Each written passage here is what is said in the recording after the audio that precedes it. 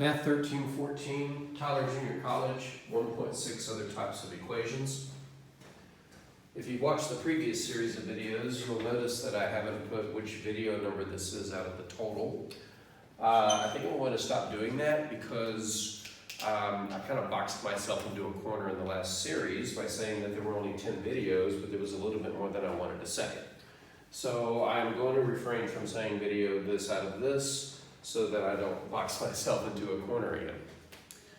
All right, so the first type of equation we're going to look at in this section are called polynomial equations. And honestly, we've already seen some of these. A polynomial equation is just an equation where you have powers of x's added and subtracted with some numbers in front.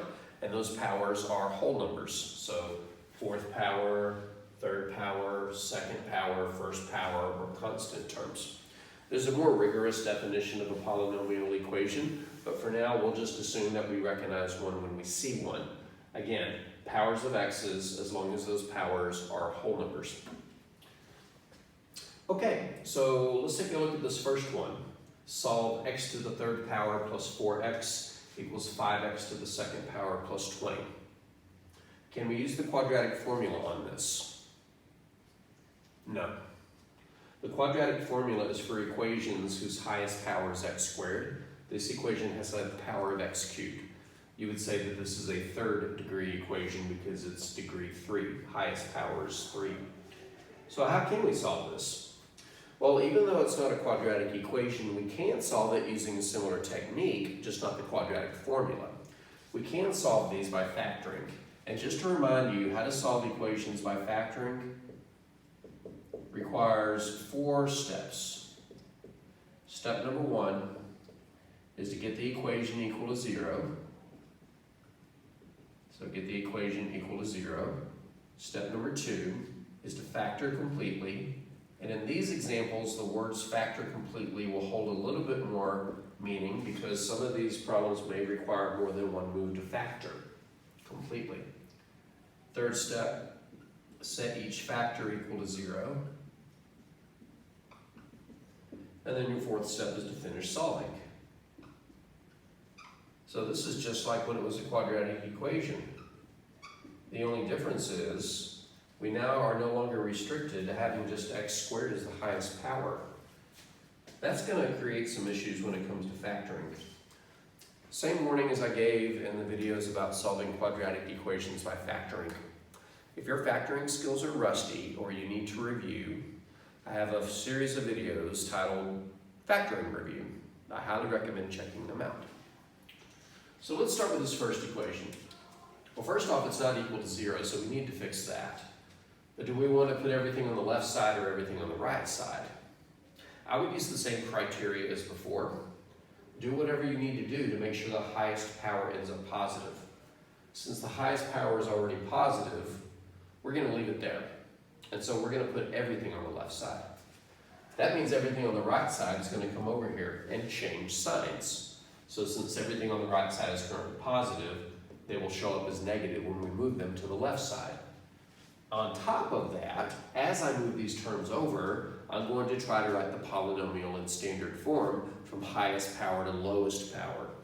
So, the highest power is x to the third power. It is already on the left side, so it's not going to change signs.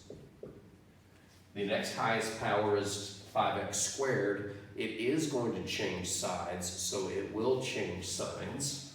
So minus 5x squared. The next highest power is x. The x term is already on the left side, so it's not going to change signs. It will stay plus 4x. And then the last term is the constant term, which is 20. It's on the right side. I want it on the left side, so it will change signs and become a minus 20. And now we have to factor.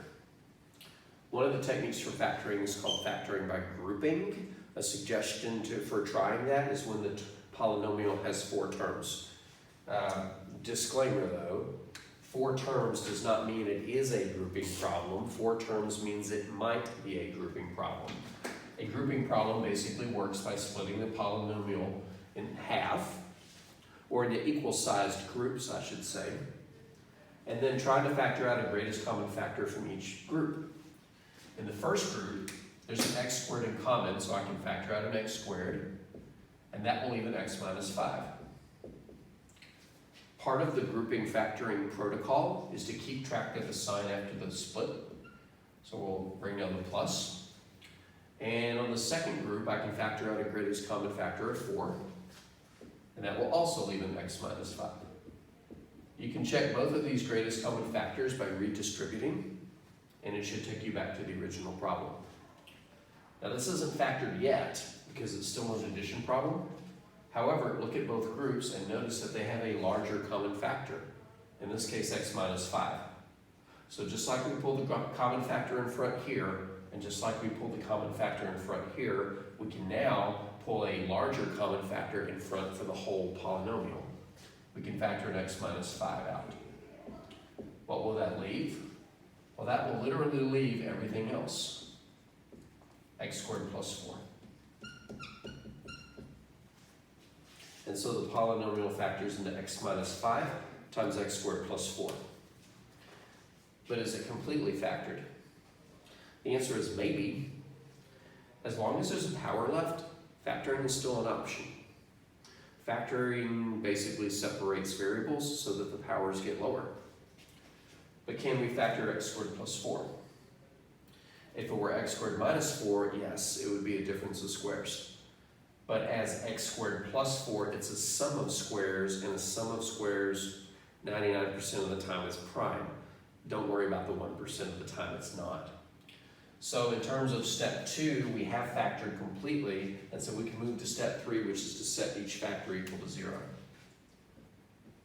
So x minus 5 is equal to 0, x squared plus 4 is equal to 0. And then finish solving. Solving x minus 5 equals 0 is trivial, and we'll get x equals 5 by adding 5 to both sides. Solving x squared plus 4 equals 0 is not as trivial because it is still a quadratic equation. Should you get out the quadratic formula? No. There is only one x term in this quadratic equation. That's the signal that you can solve using square roots. So let's isolate the x squared by moving the 4 to the right, and we'll get x squared equals negative 4. Then square root both sides, which will cause two things to happen. It'll cancel the square on the x, leaving x. And on the right side, we have to use a plus minus as part of the square root property. And the square root of negative 4 is 2i. Those imaginary numbers just never seem to go away. So our solutions are 5, 2i, and negative 2i. For the second example, it's already equal to 0, so that's good. Solve 2x to the 4th power minus 12x to the 3rd power plus 10x to the 2nd power equals 0. Step 1 is already done. Let's move to step 2, factor completely. In the realm of factoring, you should always ask yourself at the beginning, is there a greatest common factor? I know I didn't ask it over here. But is there a greatest common factor? And in this case, the answer is yes. It should be pretty evident that all of these are divisible by 2, and they all have a bunch of x's.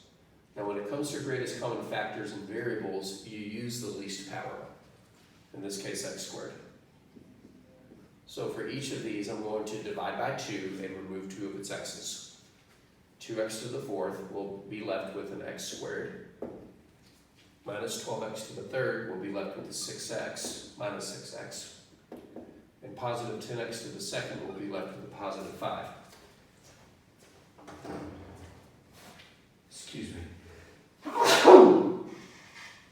You'll have to forgive me. It's allergy season. Oh, I know that's a lovely sound, but guess what? We're all human. Everybody blows their nose. And we're going to set my markers to there. Okay. So, if we factor out a greatest common factor, you'll notice that the remaining trinomial is x squared minus 6x plus 5, which might be factorable. Can you factor it? Well, it starts with x squared, so that's good. We need two numbers that multiply to give 5. We really don't have a choice. 1 times 5. But we need them to also to add to give -6. If we put a negative on both of them, they will add to give -6 while still multiplying to give +5. So this is factored completely. And now we get to step 3, which is to set each factor equal to 0, including the 2x squared. Some people ignore this because it's not in parentheses, but that's not what makes you a factor. What makes you a factor is being part of a multiplication problem, and 2x squared is part of this multiplication problem. The next factor is x minus 1. We put it equal to 0. And the final factor is x minus 5. We put it equal to 0. The last two factors are pretty easy to solve. We get x equals 5 and x equals 1. But how do we solve this one? Well, it's just a quadratic equation with one x term. We can solve it using square roots. So we start by isolating the x squared, which means we need to divide both sides by 2. And get x squared is equal to 0. Use the square root property by square rooting both sides of the equation, canceling the square, and using a plus minus. The square root of 0 is 0. 0 is the only number a plus minus is redundant, because 0 is the only number that's equal to its negative. So if this were any other number, like 5, then 5 and -5 would be two different answers. But here, plus or minus 0 is the same as just saying 0. So our solutions are 0, 1, and 5. So solving polynomial equations is really just a technique that we've already learned when solving quadratic equations by factoring. The issue here is, can you factor? And hopefully you can.